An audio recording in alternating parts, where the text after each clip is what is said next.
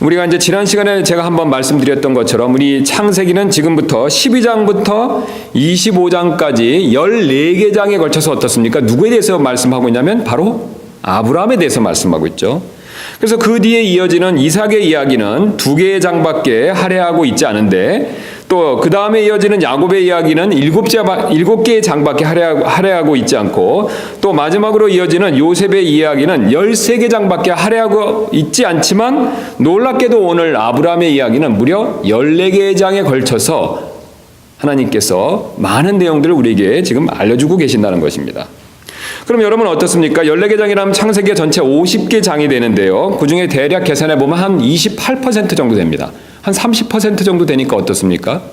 양에 있어서요. 결코 적은 양은 아니죠. 창세기 50개 장에서 무려 28%, 바로 30% 가까이가 바로 한 사람 개인인 아브라함에 대해서 이야기하고 있다는 것이죠. 여러분, 이것은 그러면 우리에게 무엇을 말씀해 주고 있습니까? 바로 하나님께서 우리에게 아브라함에 관해서 말씀하실 것이 어떻습니까? 많다는 뜻이죠. 여러분 그렇습니까? 하나님께서 아브라함에 대해서 우리에게 말씀해 주시고 알려주실 것이 많다는 뜻이 되죠. 또 반대로 우리 입장에서는요, 아브라함에 관해서 어떻습니까? 우리가 배워야 될 내용이 또 많다는 뜻이죠. 그래서 앞으로 우리는 25장까지 이 아브라함에 대한 여러 가지 내용들을 한번 자세히 살펴보는 시간을 갖도록 하겠습니다.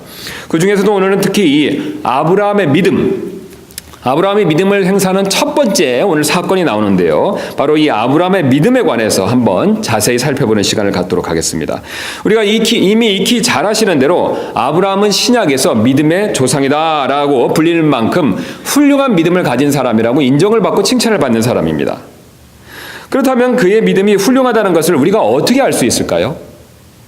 오늘 바로 아브라함이 순종했다는 이 사건, 이 사실을 통해서 우리가 분명히 알 수 있다라고 하나님께서 오늘 우리에게 그것을 가르쳐주고 계십니다.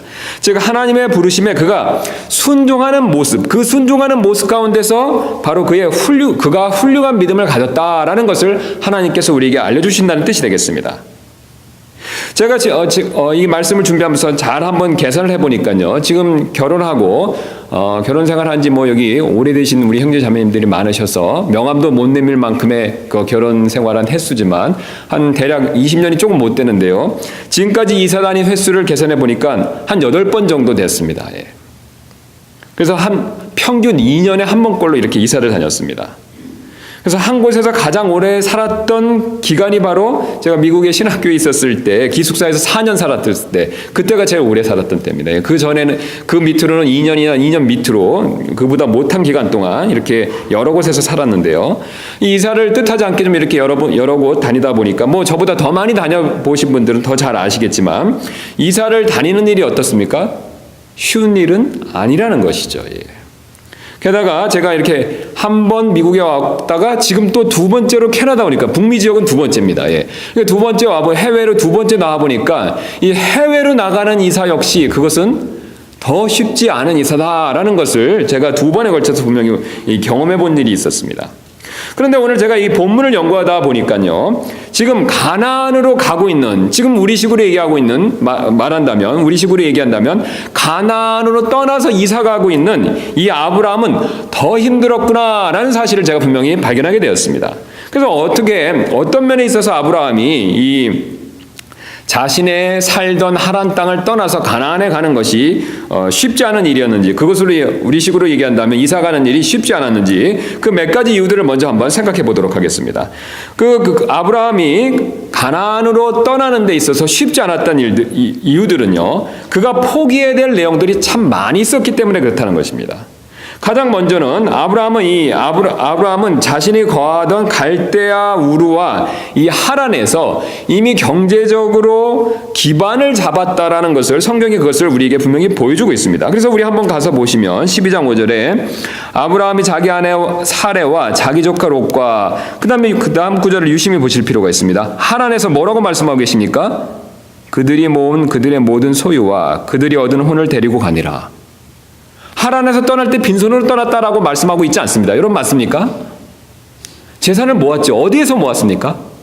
하란에서 모았다는 거죠. 대략 한 15년 정도 있었다라고 추정을 하는데 성경을 연구하시는 분들은요. 갈대우르에 있다가 하란에서 한 15년 정도 있는 것으로 추정합니다. 물론 이제 성경에 나와 있진 않지만 여러 가지 정황을 놓고 봤을 때 그렇게 추정을 하고 있습니다. 그러면 하란에서 이미 15년 정도 최소한 있었다면요. 거기서 자리를 잡았겠죠. 그럼 경제적으로 얻는 것들이 있었을 것입니다. 우리 식으로 지금으로 친다면 어떻습니까? 땅도 있었을 거고요. 집도 있었을 거고요. 뭐 아브라함이 무엇을 했는지 모르지만 뭐 사업을 했다면 어떤 일을 했다면 그것에 대한 사업장도 있었을 수도 있다는 것이죠. 자, 그런데 어느 날 갑자기 어떻습니까? 하나님께서 그를 부르셨죠.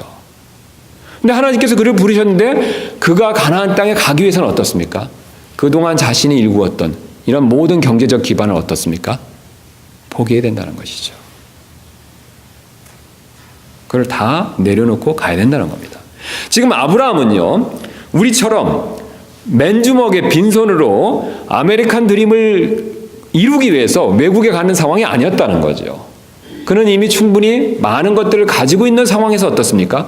하나님의 부르심을 받고 가야 됐다는 것이죠.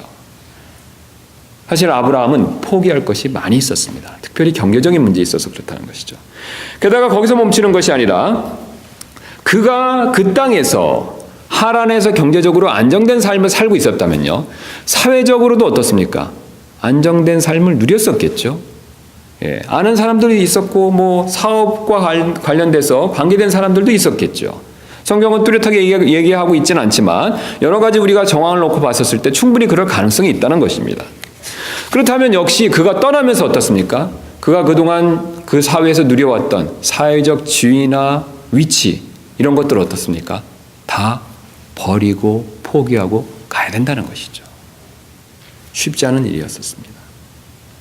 게다가 아브라함이 그곳에 갈 때 한 가지 문제가 있었습니다. 바로 어떤 문제가 있었냐면요. 가나안 땅에 갈 때 가본 적이 없었다는 것이죠. 그리고 가본 적이 없었기 때문에 그 가나안 땅에 대한 정보가 없었다는 겁니다. 요즘은 인터넷이 좋기 때문에 해외로 이주하고 또 이주를 가거나 오거나 할 때 어떻습니까? 정보들을 많이 찾아보고 오시죠. 옛날과 틀리게 어떻습니까? 인터넷을 통해서 다 알아보고 오십니다. 예. 그래서 내가 가야 될 곳이 어디고 무엇을 해야 될지 정확히 알고 오고 가신다는 것이죠. 그런데 아브라함은 어떻습니까? 신기하게도 흥미롭게도 가본 적도 없었고 가는 곳에 대한 정보도 없었다는 것이죠. 성경에 근거가 있습니다. 히브리서 11장 8절 말씀 한번 보도록 하겠습니다.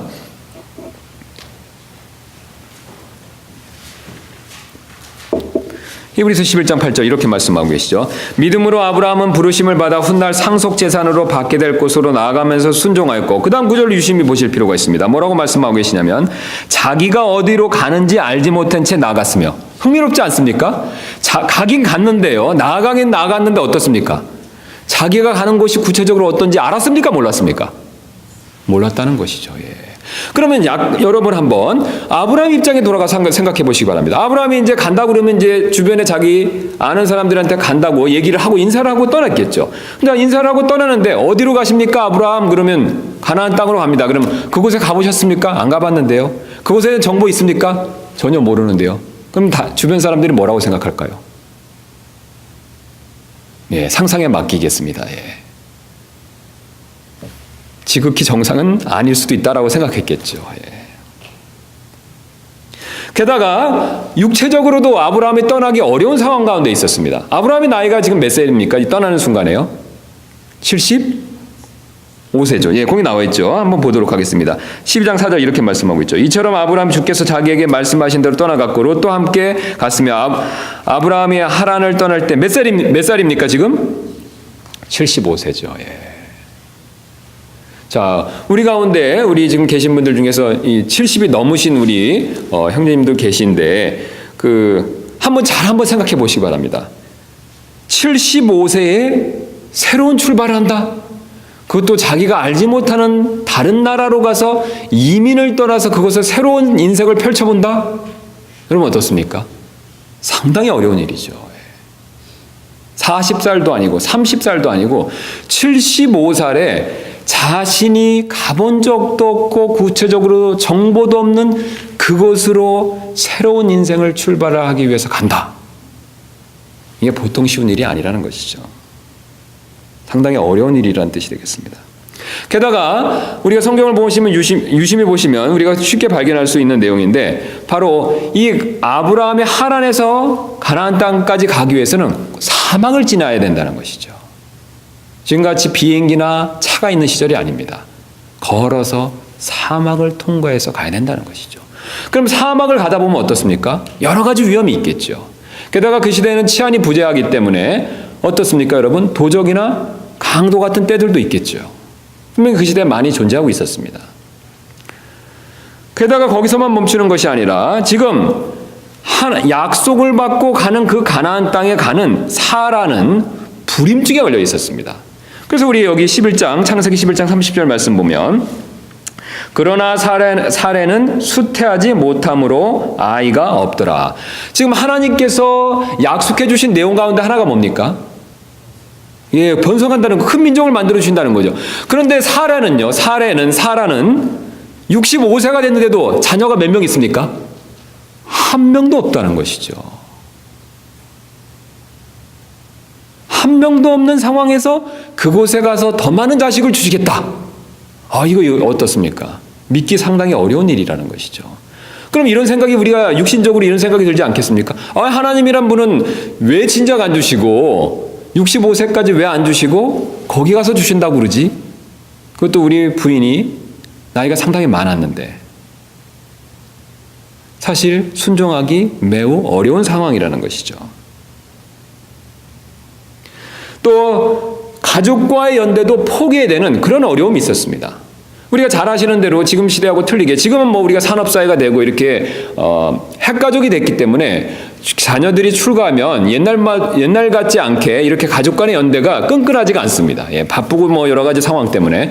그러나 옛날 아브라함 시대에는 농경사회였기 때문에 목축사회였기 때문에 어떻습니까? 가족이 다 함께 모여서 살았죠.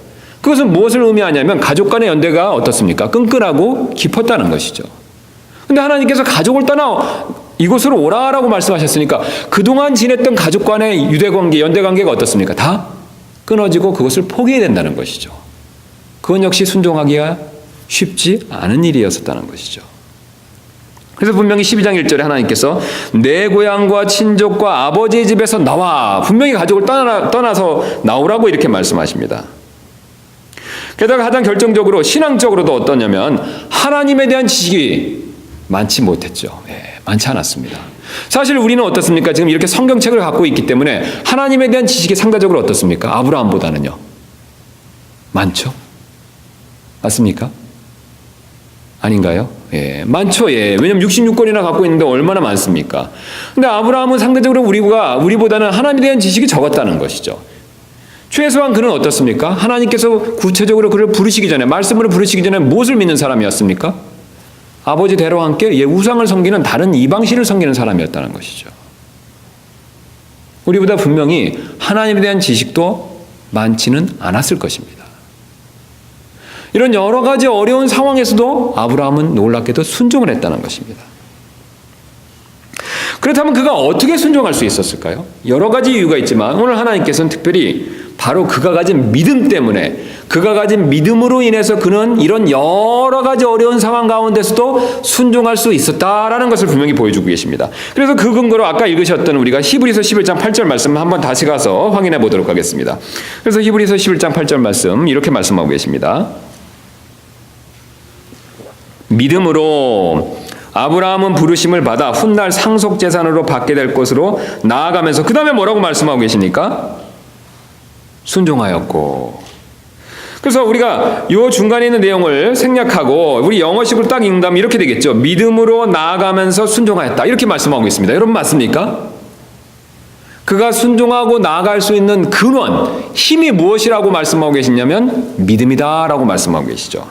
여기서 우리는 아주 중요한 원리를 한 가지 배울 수가 있습니다. 바로 우리의 순종의 여부는요, 우리가 어떤 하나님의 명령과 뜻에 순종하는 그 순종의 여부는 사실 우리의 믿음에 달려있다는 겁니다. 즉 아브라함은 지금 현재 믿음이 있었기 때문에 그 믿음의 근거에서 여러 가지 어려운 상황이지만 순종했다는 것이죠. 다시 말씀드려서 이 믿음과 순종은 뗄래야 뗄 수 없는 동전의 양면과도 같다, 그런 관계가 있다라는 뜻이 되겠습니다. 이 멕시코에 있는 인디언의 한 부족의 언어에는요, 믿는다라는 단어에 순종한다는 뜻이 이렇게 함께 포함되어 있다고 합니다. 우리는 지금 믿는다와 순종한다는 말을 구별해서 쓰는데요, 이 멕시코에 있는 이 인디안들은 두 단어가 하나로 이렇게 쓰인다고 합니다. 즉 그들에게 믿는다는 것은 곧 순종을 의미한다는 것이죠. 그래서 초기에 이 지역으로 선교를 왔던 선교사님들이 복음을 전하는 도중에 이 사실을 알고 굉장히 놀랐다고 합니다. 그러자 이 인디언들이요, 선교사님들에게 이런 말을 했다고 합니다. 도대체 믿음과 순종 두 단어가 서로 뭐가 다릅니까? 믿으면 순종하게 되지 않습니까? 또 순종을 한다는 것은 믿는다는 뜻 아닙니까? 믿으면서 순종하지 않을 수 있고 순종하면서 믿지 않을 수 있단 말입니까? 이것이야말로 우리에겐 이해할 수 없는 일입니다. 여러분, 바로 하나님께서 오늘 아브라함의 이야기를 통해서 정확하게 이 부분을 우리에게 말씀하고 계십니다. 우리가 믿음과 순종이 때때로 우리는 다른 일이다라고 생각하기 쉽지만 오늘 아브라함은요, 믿음과 순종이 하나다, 동전의 양면과 같이 그것은 둘 다 분리할 수 없는 것이다 라는 것을 우리에게 분명히 보여주고 있다는 것이죠. 사실 그래서요, 우리가 이 원리를 그대로 믿는다면요, 우리가 지금 순종하는 일들은요, 눈에 보이게 순종하는 일들은 우리 마음속에 있는 눈에 보이지 않는 우리의 믿음의 정도를 보여주고 있다는 것이죠. 여러분, 사실 여러분이 얼마나 큰 믿음을 가지고 있는지 여러분의 믿음을 테스트해 보기를 원하신다면 한 가지 바로미터가 있습니다. 오늘 주님이 가르쳐 주십니다. 얼마나 순종을 잘하는가, 이걸 한번 잘 따져보시면 내 믿음이 얼마나 큰지를 금방 확인하실 수 있다는 뜻이 됩니다. 왜 여러분 지금 아브라함의 믿음의 조상으로서 큰 믿음을 가진 사람이라고 칭찬받습니까? 분명히 그는 순종하기 어려운 여러 가지 상황 가운데서도 어떻습니까? 순종했다는 것이죠. 그가 순종할 수 있는 힘은 어디서 나왔습니까? 그의 믿음에서 나왔다는 것이죠. 그의 보이지 않는 믿음이 순종을 통해서 드러났다는 것입니다.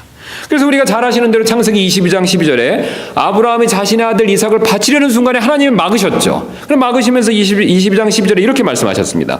내가 하나님을 두려워하는 줄을 내가 이제 아노라. 지난번에 제가 한번 설명드렸던 것처럼 하나님께서 이때 아브라함의 마음을 아셨다는 뜻은 아닙니다. 왜냐하면 하나님은 전지하시기 때문에 아브라함의 마음을 이미 들여다보셨죠.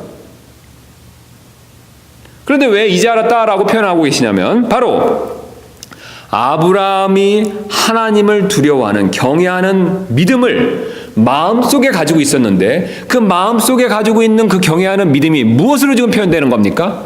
순종하는 행위를 통해서 드러났다는 것이죠. 그래서 순종하는 행위를 통해서 입증되었기 때문에 이제 하나님이 순종을 통해서 내가 내 마음속에 있는 그 믿음을 알았다라고 이렇게 선언하신다는 것이죠. 반대로 롯의 아내를 한번 생각해 보시기 바랍니다. 분명히 천사가 롯의 아내에게, 롯의 가족들에게 경고를 했죠. 소돔과 고모라를 떠날 때 어떻습니까? 되돌아보지 말라는 명령을 주었었습니다. 그러나 롯의 아내는 어떤 행동을 했습니까? 되돌아보면서 소금기둥이 되었죠.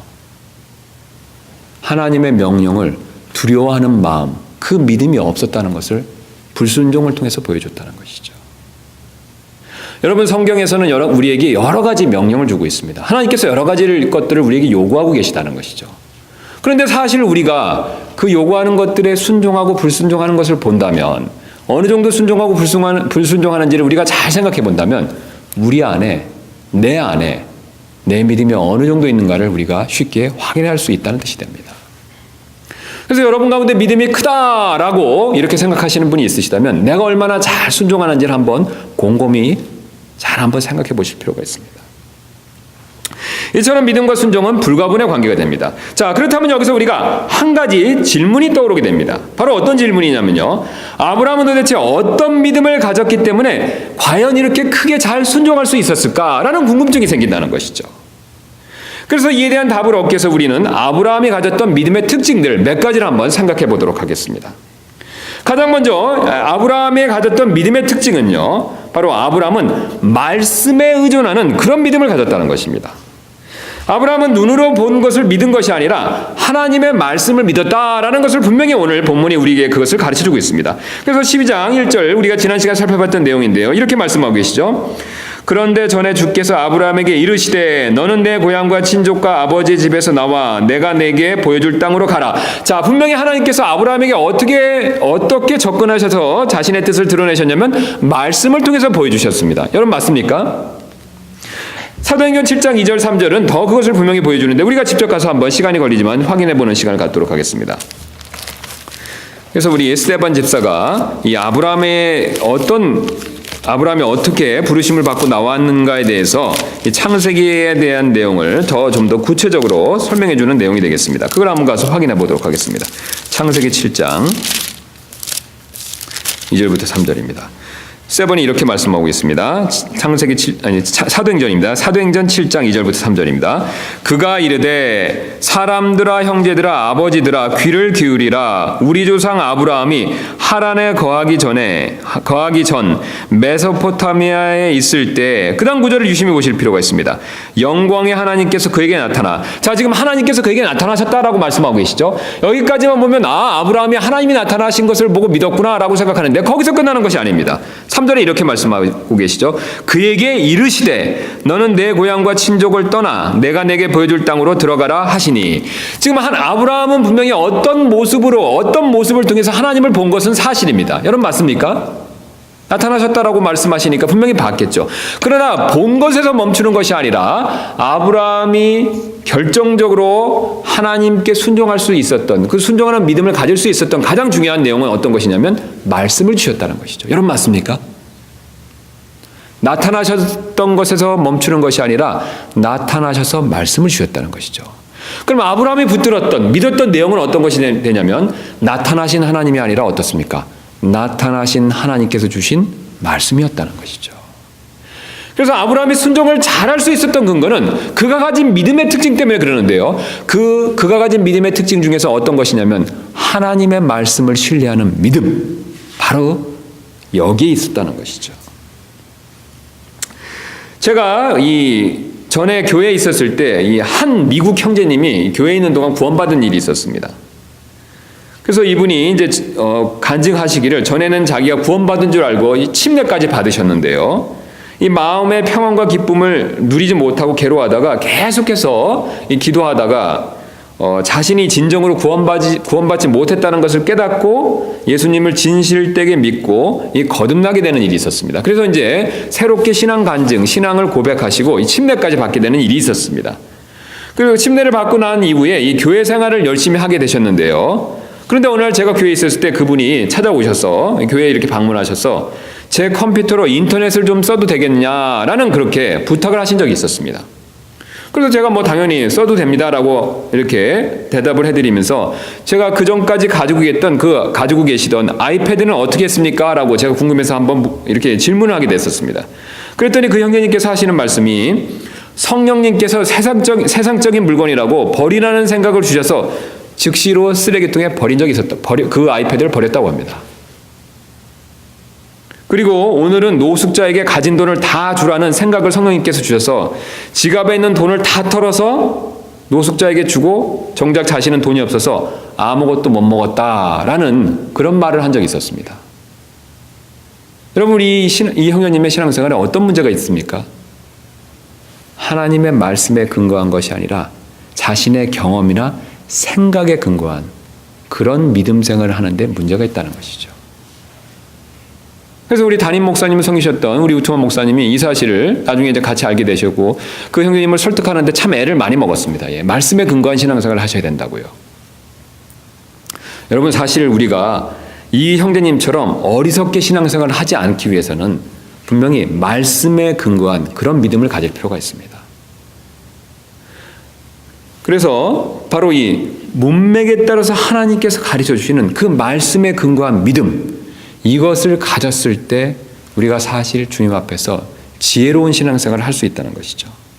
게다가 또 한번 생각해 보실 필요가 있는 부분은 바로 하나님께서 어떤 중요한 일을 결정을 내리라고 말씀을 주셨을 때, 어떤 부르심이 있었을 때 이것이 정말 하나님의 뜻이 맞는가 아닌가라는 것을 결정할 때 우리는 사실 내 생각이나 어떤 주관적인 경험을 의지해서는 안 된다는 것이죠. 하나님의 객관적인 말씀에 근거해서 그런 것을 결정할 필요가 있다는 것이죠.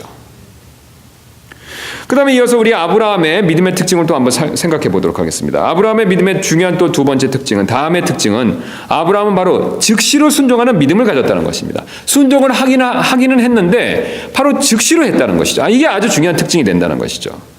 사실 우리가 본문 말씀 12장 4절 말씀 보시면 아브라함이 지체하거나 머뭇거리는 모습을 전혀 보여주고 있지 않다는 것입니다. 12장 4절 말씀 한번 다시 보시면 이처럼 아브라함이 주께서 자기에게 말씀하신 대로 떠나갔고 롯도 그와 함께 갔으며 아브라함이 하란을 떠날 때 75세였더라. 그래서 3절까지 말씀하는 내용을 우리가 읽고 나서 4절 곧바로 봤었을 때 이처럼 하나님께서 아브라함이 주께서 자기에게 말씀하신 대로 떠나갔고 라고 이어져서 말씀하시는 것을 봤었을 때 아브라함은 어떤 지체함이나 망설임 없이 갔다라는 것을 분명히 우리가 확인할 수 있다는 것이 됩니다.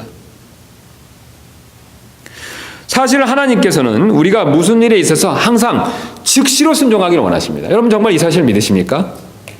우리가 그 구원받은 그리스도인이라면요, 우리가 순종해야 된다는 것을 기본적으로 다 알고 계십니다. 상식적으로 알고 계시다는 것이죠. 그런데 하나님께서 요구하시는 바가 있습니다. 오늘 특별히 아브라함의 이야기를 통해서 우리에게 분명히 가르쳐 주시면서 더 요구하시는 바가 있다는 것이죠. 바로 어떤 것이냐면 순종을 하긴 하되 즉시로 해야 된다는 것이죠.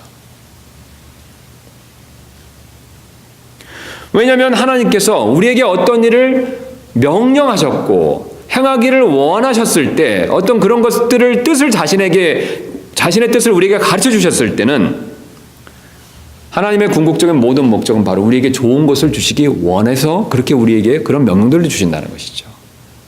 여러분 하나님께서 주시는 명령들을 한번 성경에 있는 것들을 한번 잘 찾아보시고 곰곰이 한번 생각을 해보시기 바랍니다. 하나님이 주시는 궁극적인 명령의 끝은 어떤 결과들을 가지고 있습니까? 다 좋은 것이죠. 여러분 정말 이 사실 믿으십니까? 우리가 예수님 믿으라고 구원의 복음 제시해 주셨을 때 그 구원의 복음을 믿으면 결국 궁극적으로 어떻습니까? 구원받고 우리가 하늘에 가는 것이죠. 좋은 일을 주신다는 것이죠. 좋은 결과를 주신다는 것이죠. 성경에 있는 어떤 구절도요, 하나님이 주시는 명령의 궁극적인 뜻은 결과는 항상 좋은 것입니다. 오늘 본문에 하나님께서 아브라함을 부르신 궁극적인 목적은 무엇이 됩니까? 다른 것이 아니죠. 복을 주시기 위해서라는 것이죠. 분명히 1절, 2절, 3절을 통해서 하나님께서 아브라함을 부르신 그 목적이 복에 있다라는 사실을 우리에게 분명히 가르쳐 주신다는 것이죠. 그러면 하나님께서는 궁극적으로 우리에게 좋은 것을 주시기 위해서 명령하신다는 것이죠. 부르신다는 것이죠. 그렇다면 여러분 어떻습니까? 우리가 순종해야 그 복을 받는데 즉시로 순종하면 더 빨리 받지 않을까요? 만약에 예를 들어서 이렇게 한번 생각해 보시기 바랍니다. 아브라함이 이 명령을 받고도 한 5년 정도 하란에서 지체했다라고 생각하면 이 창세기 이야기가 어떻게 되겠습니까? 아브라함이 몇 세에 이삭을 얻게 됐죠? 100세죠. 그러면 5년을 지체했으면 몇 세에 이삭을 얻게 되는 겁니까? 105세죠. 10년을 지체했으면요? 110세죠. 자, 그럼 누가 손해입니까? 지체한 아브라함이 손해라는 거죠. 하나님은 이미 복 주시기로 다 작정하셨습니다. 빨리 순종할수록, 즉시 순종할수록 하나님이 예비해 놓으신 좋은 것들을 우리가 더 빨리 많이 받을 수 있다는 것이죠. 여러분 우리는 이 사실을 정말로 신뢰할 필요가 있습니다. 물론 하나님의 뜻과 명령이 우리가 처음 봤었을 때는 그것이 쉽지 않고 어렵고 때로는 이해가 가지 않을 때도 있습니다. 그러나 오늘 하나님께서 명령하시는 모든 것들은 궁극적으로 우리의 선을 위해서 합력하여 선을 이루시기 위해서 우리에게 좋은 것을 주시기 위해서 명령하고 그것을 계획해 놓으셨다라는 것을 말씀하고 계십니다. 우리가 이것에 대한 확신이 있다면요, 우리는 사실 즉시로 빨리 순종할 필요가 있습니다.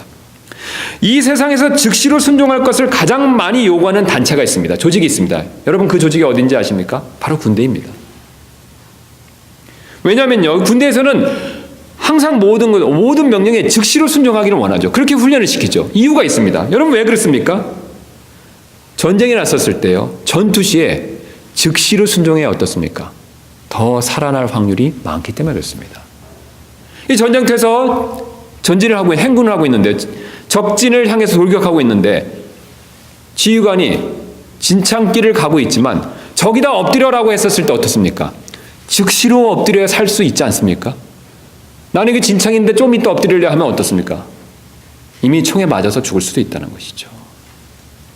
실제로 제가 이 전쟁 다큐멘터리나 이런 책들을 보면 전쟁이 가장 많이 벌어졌을 때, 전쟁이 한참일 때 가장 많이 죽는 사람들이 뭐냐면 신병들이라고 합니다.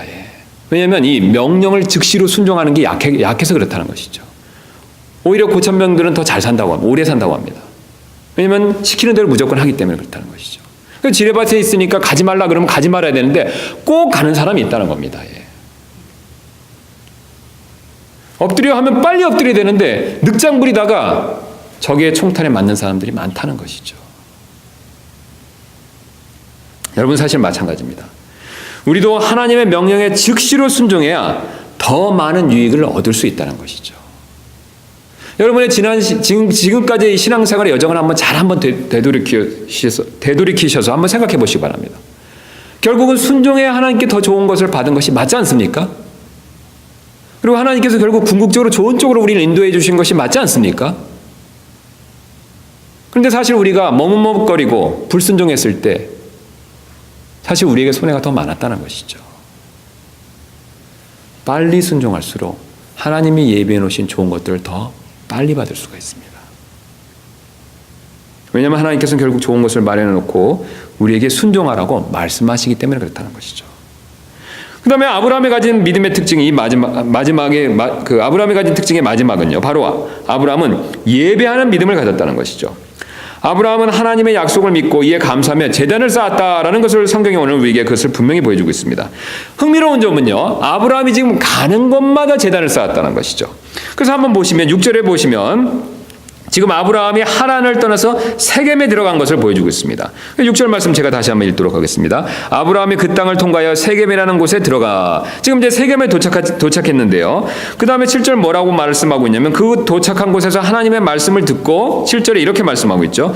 주께서 아브라함에게 나타나 이르시되 내가 이 땅을 내 씨에게 주리라 하셨으므로 그가 자기에게 나타나신 주께 거기서 제단을 쌓았고, 분명히 세겜에 도착했을 때 제단을 쌓았다라는 것을 말씀하고 계시죠. 그러나 아브라함이 여기서 끝나는 것이 아니라 계속해서 가나안 땅으로 이동을 하기 때문에 거기서 떠나 8절 말씀 보시니까 베델의 동쪽에 있는 산으로 이동하여 장막을 쳤는데 서쪽은 베델이요 동쪽은 아이더라. 그 다음에 거기서 멈추는 것이 아니라 그가 거기서 주께 제단을 쌓고 주의 이름을 불렀더라. 분명히 하나님께서는요, 아브라함이 지금 하란에서 세겜으로, 세겜에서 베델의 동쪽에 있는 산으로 계속 옮겼는데 옮긴 곳마다 무엇을 쌓았다라고 말씀하고 있습니까? 제단을 쌓았죠. 그러면 구약 성경에서 제단을 쌓았다는 것은 무엇을 의미하고 있습니까? 하나님을 경배한 것이죠. 분명히 8절 말씀 보시니까 거기서 그가 거기서 주께 제단을 쌓고 주의 이름을 부르니라 라고 하나님을 높이는 모습, 예배하는 모습을 보여주고 있습니다. 그래서 구약 성경에서는 특별히 창세기에서는 제단을 쌓았다는 건 하나님을 예배하고 경배했다라는 것을 우리에게 가르쳐주고 있죠. 여기서 바로 아주 중요한 우리가 신앙의 원리를 배울 수 있는데, 바로 아브라함은 자신이 가는 곳마다 하나님을 예배하는 모습을 보여주고 있다는 것입니다. 아브라함은 세겜에 있든지 또는 베델의 동쪽에 있는 산에 있든지 가는 곳마다 하나님을 예배했다는 것입니다. 여러분 사실 우리도 이 점에 있어서는 마찬가지가 되어야 된다는 것이죠. 우리는 어디에 있든지요, 우리가 있는 장소에서 늘 항상 주님을 예배할 필요가 있습니다. 예배당에서 이렇게 모여서 예배하는 것은 너무나도 당연한 것입니다. 여기서 멈춰서는 안 된다는 것이죠. 우리의 가정이나 또는 심지어는 직장에서도 우리는 그곳에서 주님을 예배할 수 있어야 된다는 뜻이 됩니다. 예배당에 모여서 예배드리는 것처럼 이렇게 갖춰놓고 예배를 드릴 수는 없지만 최소한 어떻습니까? 짧게나마 성경을 보고 기도하며 하나님을 경배할 수 있다는 뜻이 됩니다.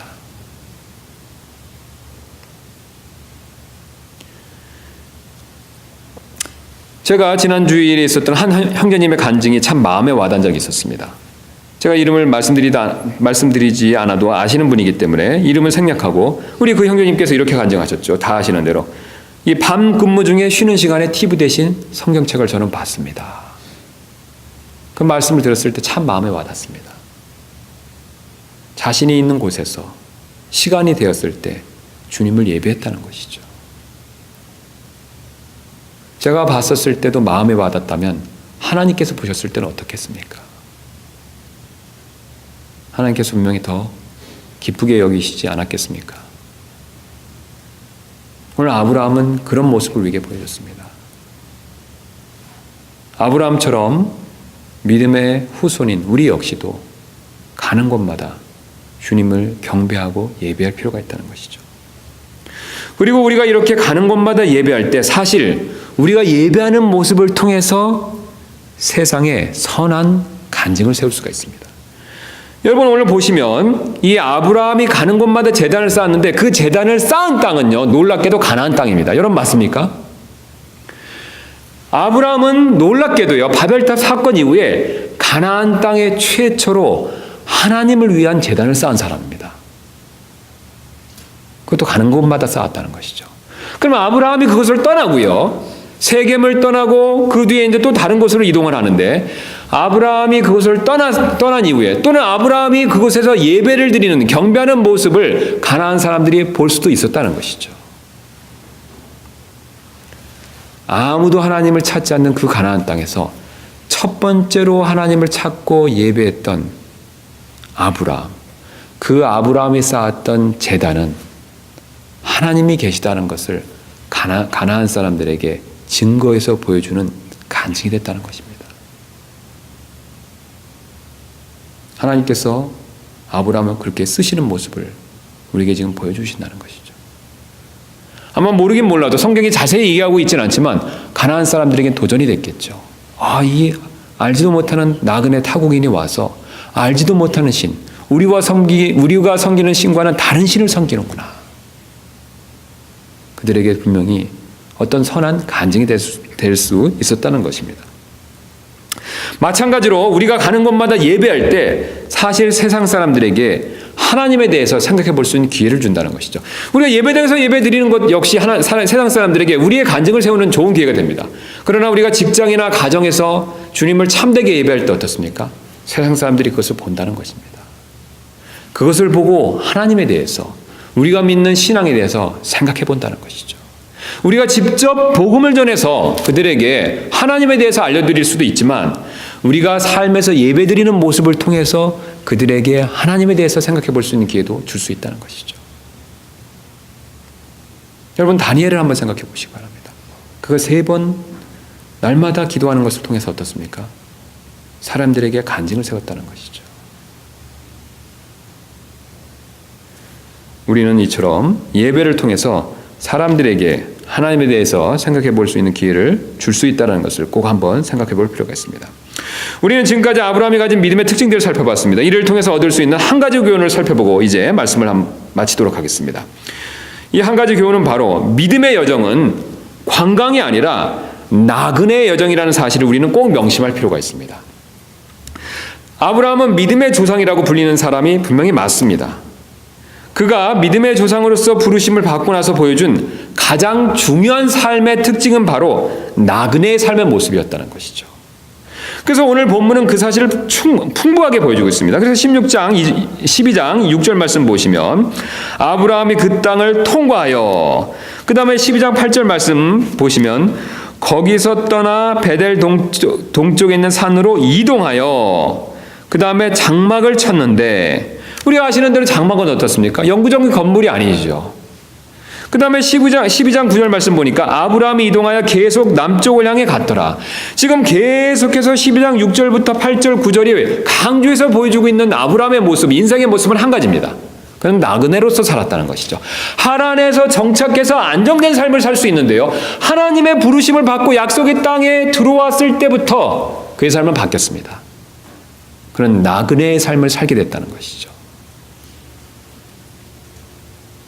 이것은 장차 믿음을 가진 자들은 모두 다 이 세상에서 나그네로서 살 사람들이다라는 사실을 하나님께서 아브라함의 이야기를 통해서 우리에게 미리 지금 보여주고 계십니다.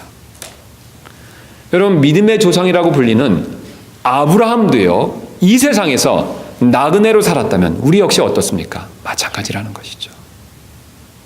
가장 잘 믿는 아브라함을 부르셔서 나그네 삶으로 이끄셨다면 그 믿음의 후손인 우리 역시 어떻습니까? 우리도 나그네로 부르시는 것이 맞다는 것이죠.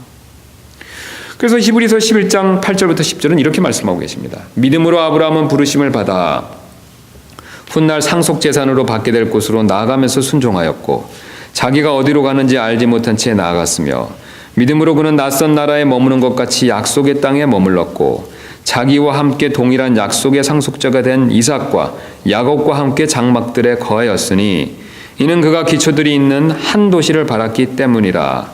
그것의 건축자와 만드신 분은 하나님이시니라. 아멘. 그는 하늘을 바라보면서 나그네로서 이 땅에 살았던 사람이다라고 그렇게 말씀하고 계십니다.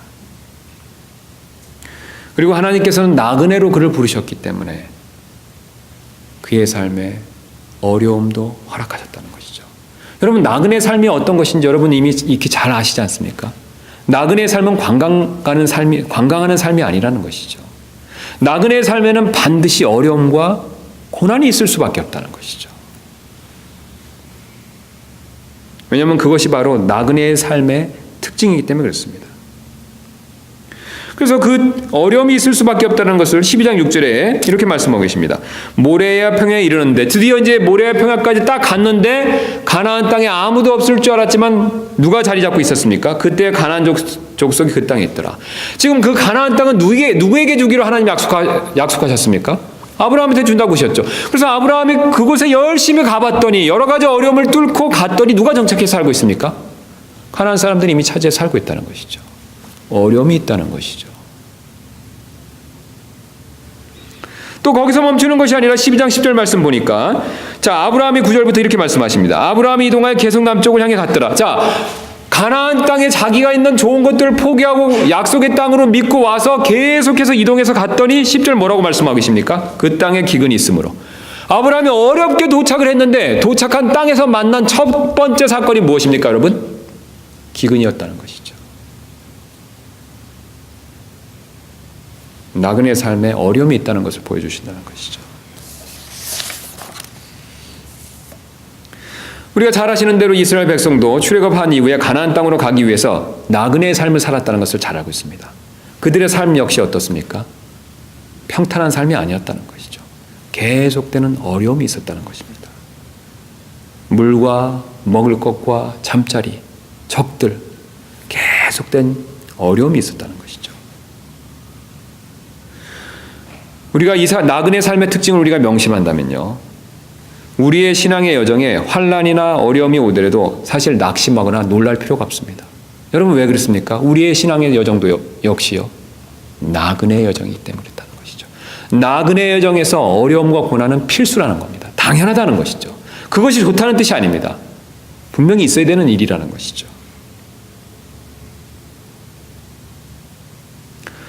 하나님께서는 우리를 동일하게 부르셨습니다. 그래서 아브라함처럼 우리를 나그네로 부르셨기 때문에 우리가 나그네의 여정을 살기 때문에 어쩔 수 없이 고난과 어려움을 겪어야 된다는 것이죠.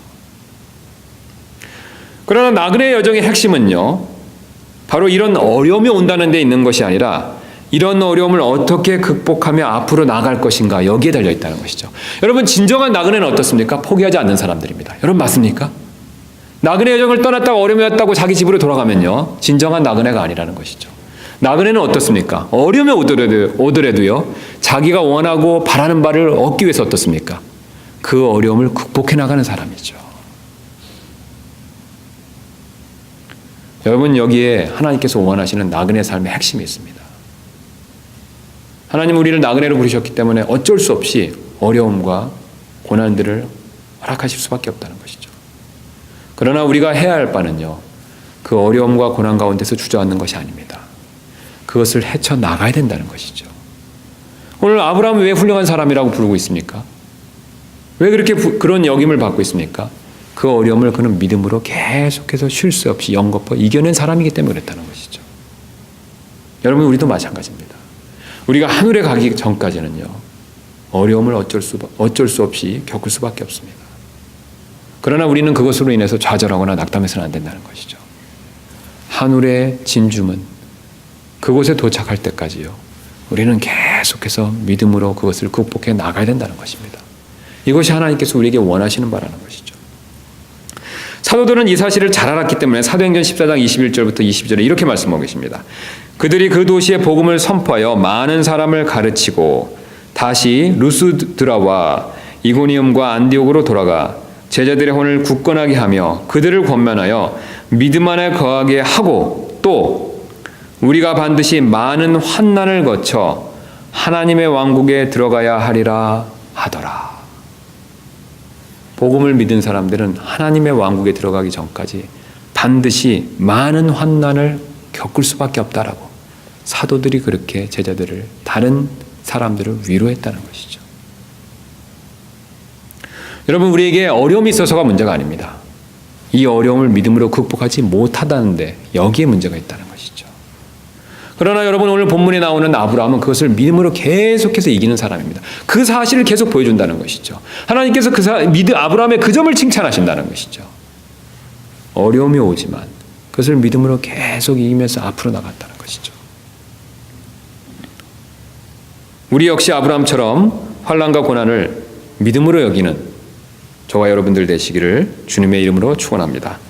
우리 잠깐 이 시간 기도하는 시간 갖도록 하겠습니다. 혹시 지금 근심이나 걱정이나 염려하는 문제가 있으시다면 지금 이 시간 아브라함처럼 믿음으로 이기게 해달라고 잠깐 기도하는 시간을 좀 갖도록 하겠습니다.